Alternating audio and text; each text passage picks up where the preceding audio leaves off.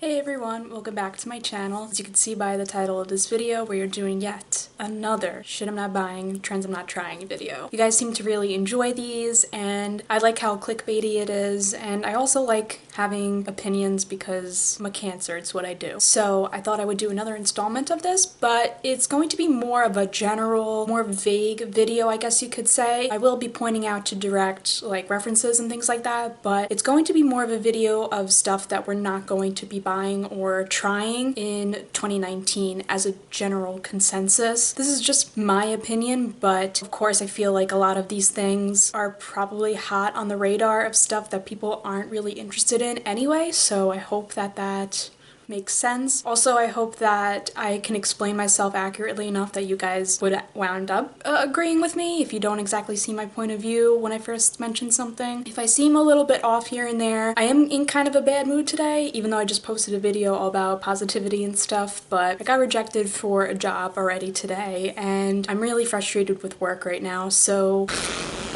kind of off, but at the same time, you know, we got our pink vibes going on. Valentine's Day is today, but yeah, there's just been some weird glitches with Instagram and I lost like 20 followers, so it's really not fun. Yeah, today's just been like a really off day for me. I just had my first meal like 20 minutes ago and it's like 2:30, so yeah, I'm just a little bit off, but hopefully I could get in more of a happy mood as I discuss some of these things because I always love talking about drama, so let's just get right into it. So the first thing that we're not buying in 2019 are foundation shade range extensions. Now, if you don't know what I mean about that, just literally go on Tarte Cosmetics Instagram page and you'll see what I mean. There was the whole thing in 2018, which I even mentioned in a previous video, about how brands were releasing things that didn't have a good shade range, foundation and concealers in particular. But yeah, brands have been kind of lackluster as far as getting out foundations that have an acceptable shade range. I saw what Tarte was trying to do, completely rebranding their foundation itself. Like, they have a new formula. Their whole thing was that they listened to their consumers, but the thing is, their consumers are people who are always talking about how they want a large foundation shade range because they want to be able to try out their products. So they weren't listening to them before, but they were listening to them after they got called out for it. So that's... Now, I'm talking about them specifically, but I just want to say in general that because a lot of brands flopped with this in 2018, they are consistently trying to update their shade ranges and they're being very weird about it. This whole capitalistic response of like, oh, we were pandering to people with deeper complexions to make them mad, and now we're going to act like we're the innocent good guy and that we're listening to our consumers now instead of before. And we're going to change our dynamic now and get a good foundation shade range out. And it's just really off-putting. I feel like these brands aren't understanding where makeup is at this point in time. We're not really into kissing their ass, pretty much. It's just like a huge cruel insult to people who, you know, cannot change their skin color, for these brands who have given them free PR and stuff like that to completely deny that they understood what the problem was before they made the problem, or made the mistake, I should say. I hope I'm making sense, but like, I think that brands that want to update their foundation shade ranges, there's a way to do it and then there's a way to not to do it. These brands making a huge big statement about how they're extending their shade ranges, it just feels like it was the marketing ploy the entire time. Let's get people angry, let's trend, and then a couple months later, let's redo everything and make people feel like we actually care, when in reality we just care about money. That's my interpretation of it. So what we're not buying in 2019 are brands who have updated their shade ranges with faulty marketing techniques just because they realize that they're not getting any coin, trying to pander to us as an audience to make them seem more woke. We're not buying those things. The trend I'm not trying, or we're not trying in 2019, this can kind of be like a little bit shady, I guess. Revamping challenges and making them popular again that other people created. This is low-key about like the Bratz challenge, because I remember months and months and months ago, even in like October when it was like Halloween time, people were doing Bratz dolls looks and there were a ton of influencers who were doing it on Instagram and stuff like that. And now all of a sudden I've seen a bunch of people redoing it, and I just want to know where people are giving credit to starting the trend if it happened months and months and months ago. And I just want to know why we're doing this again all of a sudden when it was such a big thing back during Halloween time. That makes sense. And I've seen this a lot, like something will be trendy and then it'll die out for a little bit and then all of a sudden the trend will come back again and just completely clog up my explore page. And it's just like, I wonder where people's heads are at. Like, do they realize who originally created these challenges or these trends, or are they just recycling things because they have nothing else to do? Or did they like not realize that someone did it and are being told to credit them and aren't, like because they're like, oh well, it's new again. I just feel like a lot of people are doing these trends that used to exist, and it's upsetting because a lot of the people that created these trends like a couple months ago are now being denied the spotlight because now it's like double popular than it was when it was first done. Like I've seen a lot of people reposting their Bratz dolls looks, being like, oh, I did this like a couple months ago, but it's trendy again, so let me just post it, have it up on my feed again. And I'm like, that's so unfair because I've never seen any of these people being credited as beginning the trend or being a part of the trend. And I feel like that happens with a lot of things, especially when you have bigger influencers either on YouTube or Instagram stealing these ideas and recycling them months later because they think that nobody's going to remember it. It gets kind of harsh on the smaller creators that are always being taken advantage of, and it's just yet another problem with smaller influencers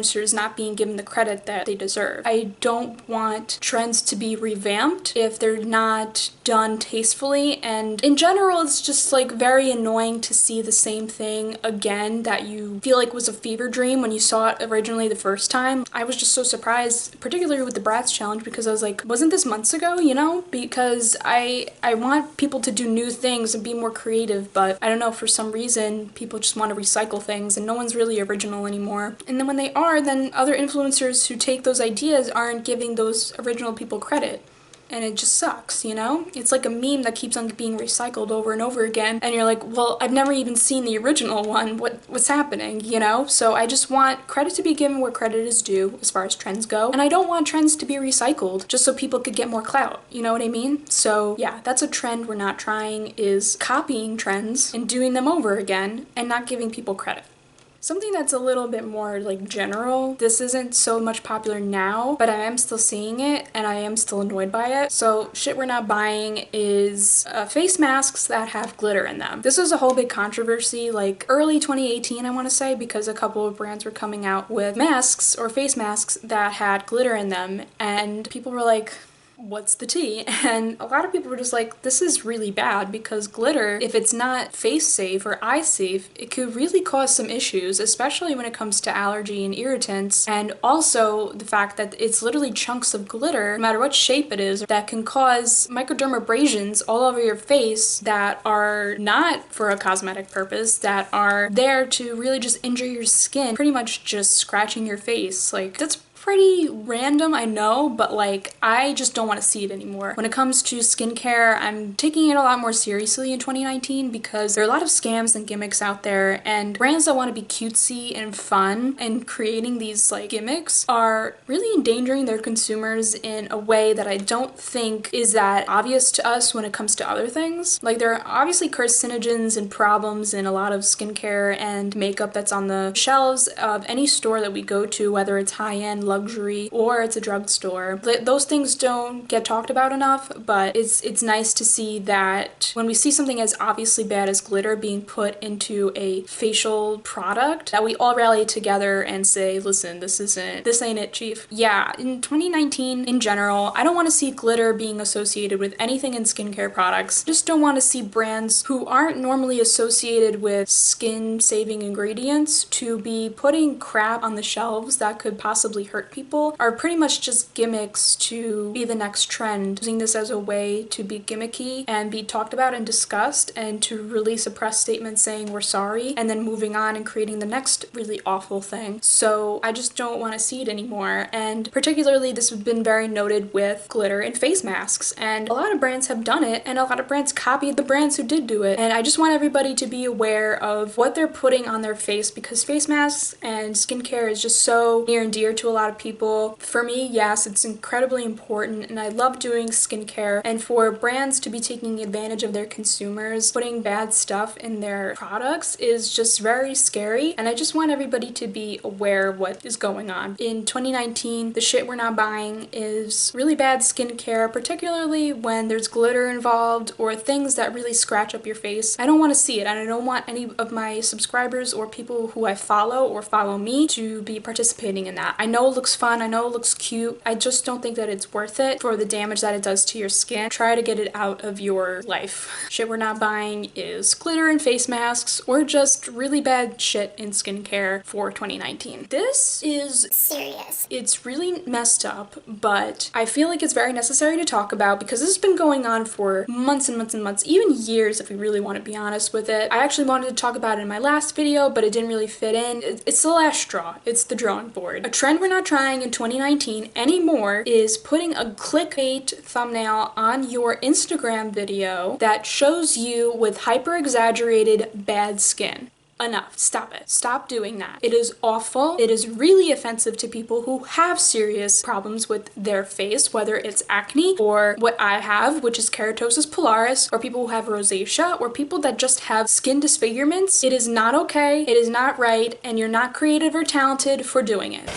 Clickbait is clickbait, sure, but it's so awful when you are making a mockery or something clickable off of people who have bad skin, because the people who do have issues with their skin, that is their clickbait. And then people come onto the video and see that they have awful skin and then leave nasty comments. Whereas when you post it and you don't have bad skin and you're using it as a marketing tool, when people go to your page and see, oh, they don't actually have bad skin, then you get a ton of love and praise for your video and for your content. Meanwhile, the people that do have those problems and can't get rid of it and can't blur it out with Facetune and don't wish to, didn't use clickbait, that's just how they look, are being bashed and terrible comments are being left on their page, and it's just, I'm sick of it. We need to know better as a society to not do awful things to showcase your talent, because you need to understand that human beings are affected by skin problems all the time, and it's not something to be taken lightly, especially when we have such a culture revolved around, I have to have perfect skin, like I have to be beautiful, I have to look this way, I have to look that way. And for you to use that as an opportunity to get your stuff more clicks because you know that evil people will want to see how bad your skin is, and then they see that your skin is fine, what happens to the people that do have bad skin? That's just what I want to know. Perpetuating such a culture of perfection that it's leaving people who are incredibly talented, that don't use clickbait, that have these skin issues and want to make people feel more confident about themselves, feel like shit because people come onto their pages and are really disrespectful because they're like, well, you have bad skin, that must mean that you're not talented, and that must mean that your makeup is affecting it. Meanwhile, the people that do 10 times as much makeup, who naturally have good skin, who are using this as an opportunity for clickbait, are getting a ton of praise, ton of views, because it's like, oh, you actually have good skin. I'm not going to bash you today. But I do think that they need to be bashed. They need to be bashed for taking advantage of something that affects people on an emotional level rather than just physical. Like, you know, I that's why I'm a huge proponent of nobody has bad skin, because skin is just skin, and it is affected so much by our environment, by our diet, just by genetics, and some things that we can't change, that we can't fix overnight especially, and for people to be bashed for something that they can't control or something that is not as easily controllable as it is for others is really not cool. And so in 2019 we need to stop the trend of using those clickbaity textured skin issues on top of your shitty video, you know? I'm just gonna be blunt about it. Like, your talent is not in anywhere compared to how much of a shitty person you are if you're gonna use those styles to manipulate people who are on the explore page. Your content is not as good if you are trying to make other people feel bad about their skin. Like, it's not fun. Just go back to setting your blending brushes on fire. Let's just do something like that. None of this crap, none of this disrespectful stuff. And I still see people doing it, even though I'm not the only one who's saying how shitty it is. There are tons of people that are still doing it, and I just don't want to see it anymore. And if I do see it, I think I'm just gonna start blocking people, honestly, so I don't see that content. So a trend we're not trying in 2019 is using clickbait thumbnails of bad skin conditions to garner more views. It's not that hard to do something else a little bit more creative. I might get hate for this because a lot of the people that are doing these things are very popular and like have a hive mind mentality, but in 2019, maybe we should give a little bit of a break to buying Morphe collabs.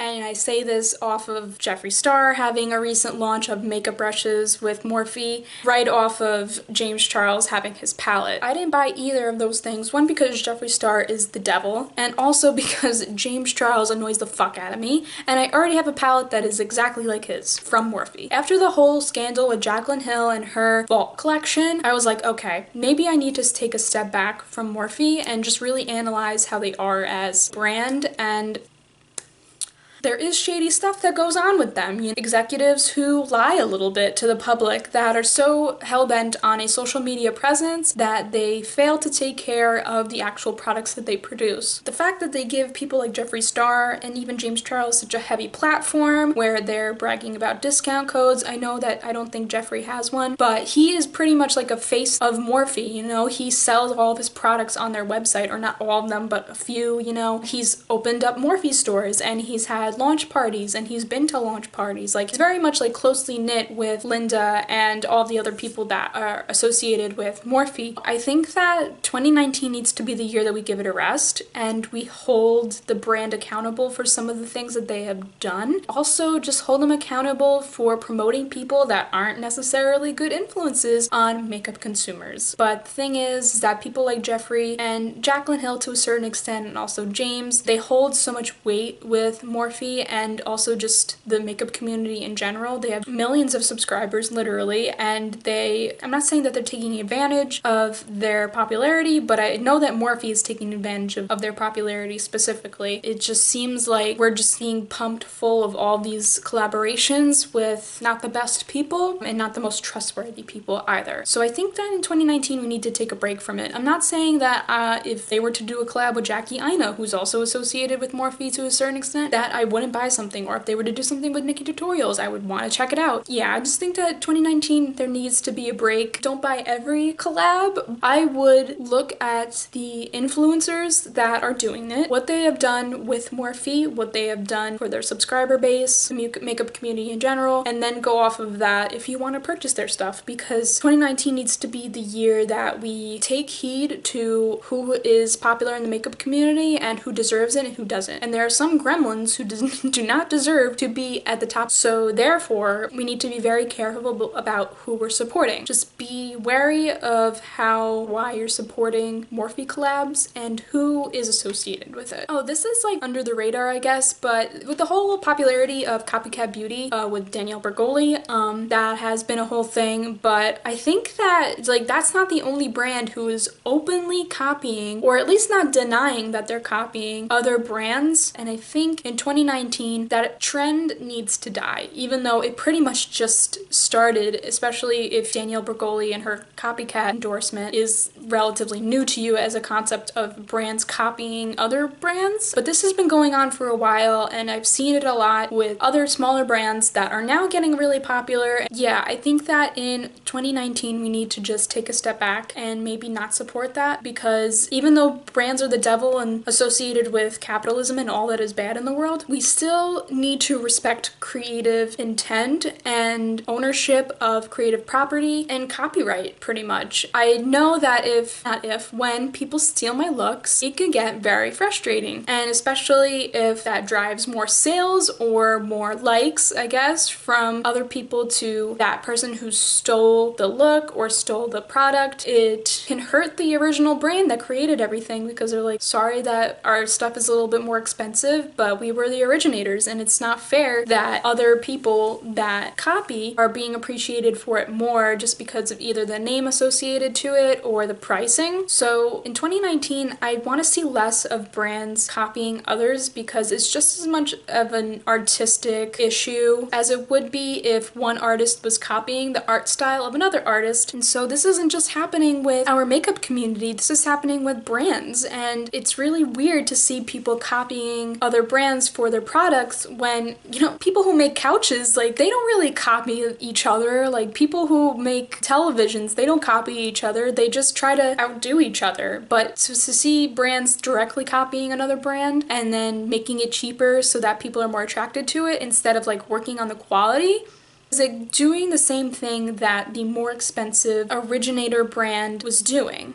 Probably not. In the realm of like copycat beauty and just brands in general that want to copy other ones, maybe not in 2019, or at least give credit. Like, I know that it seems weird for a brand to give another brand credit for what they're inspired by, but things need to change is all that I'm saying. It's very disrespectful to take advantage of people's creative work and then just not credit them. That's a trend we are not going to try in 2019. And if you buy from these brands, you're not a bad person, but I would recommend to kind of try out the original first and see if you like it, and then maybe you could try the copycat because maybe it does work better. But you can't know for sure if you're not going to try the original, and you're just taking away artistic credit from the original brand. You know, put yourself in that position. If someone was stealing your creative content, you'd be pretty fuming as well. So it all comes full circle. Just think carefully about what you're doing, what you're supporting, once again, and that's that. I think that's it. So that is all the stuff generally that I don't want to buy in 2019 and I don't want to try in 2019. Yeah, I hope you enjoyed this video, even though it was a little bit more of like a general discussion rather than a whole full-blown this product, this trend, that trend. Let me know if you want to see more of these in the future. Like, I could do it for seasonal stuff, things that I'm seeing are getting popular that I'm a little bit wary about. Just let me know. But otherwise, when I continue to make these types of videos, the shit I'm not buying, trends I'm not trying, I will be talking about very specific products. So comment how you feel about my feelings, or comment some products that you've seen that you were just like, nope. Also, leave me a like if you did enjoy this video and my rambles weren't too confusing. And then also subscribe to my channel if you haven't already. I will post a video every Thursday around some sort of time in the afternoon, Eastern Standard Time, and occasionally a bonus video. I don't think I'll have one for this week, just like I didn't have one for last week, but we're gonna try our best to get some content out, of course. Also follow me on all my social media, that will be linked at the end. It's also linked in the description box below if you want to check it out. And yeah, that is it. Happy Valentine's Day. Sorry I didn't have a Valentine's Day video for you guys, but I hope my aesthetic kind of reminds you of Valentine's Day. Enjoy the day with anybody you love. If it's your cat, it's your cat. We've all had those days. But yeah, I hope you have a great day. And once again, thank you so much for watching, and I'll see you in the next one.